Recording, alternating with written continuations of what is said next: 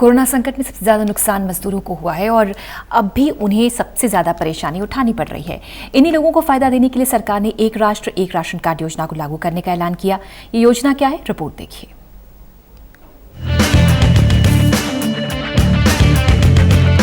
Corona संकट के बीच वित्त मंत्री निर्मला सीतारमण ने गुरुवार को आर्थिक पैकेज की दूसरी किस्त का ब्यौरा दिया। इस दौरान उन्होंने प्रवासी मजदूर, किसान और रेहड़ी पटरी पर काम करने वाले कामगारों के लिए 9 बड़े ऐलान किए। इन्हीं बड़े ऐलानों में एक बड़ा ऐलान था, देश भर में one nation one ration card योजना को लागू किया जाए। We are coming up with a national portability of the cards, which is public distribution ration cards can be used in any ration card, any ration shop in any part of the country as you move along. So if there is a ration card holder, today he is in Bihar or Karnataka, tomorrow he moves to Rajasthan, he can take his food ration from any ration shop in that state. So national portability, which is now being defined as one nation, one ration card, one nation, one ration card will be implemented, and by August 2020, which is another 3 months, within 3 months, 67 crore beneficiaries in 23 states, which means the 67 crore beneficiary is 83% of all the PDS population that we are talking about. 83% of all the PDS population will get covered by this one nation, one ration card.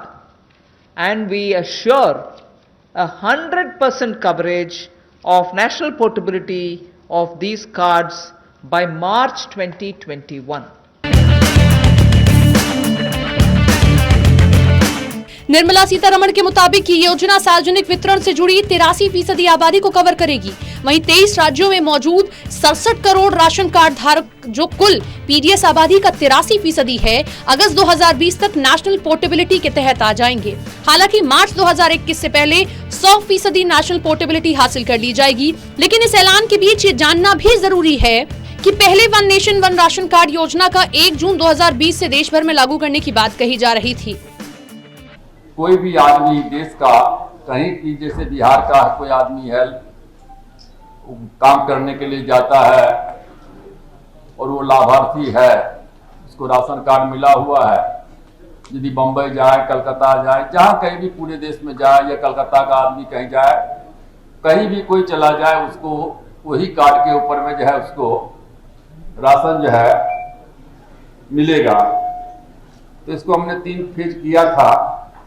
हमने उसमें कहा था कि पहला हमने जो है time fix किया था जो है, और जनवरी पहले तो हमने शुरू में जो है तेलंगाना और आंध्र का किया, महाराष्ट्र और गुजरात का किया, और उसके बाद जो है फिर जो है जो इंटर स्टेट पोर्टेबिलिटी है वो जो है अभी तक जो है 16 राज्यों में जो है शुरू किया जा चुका है।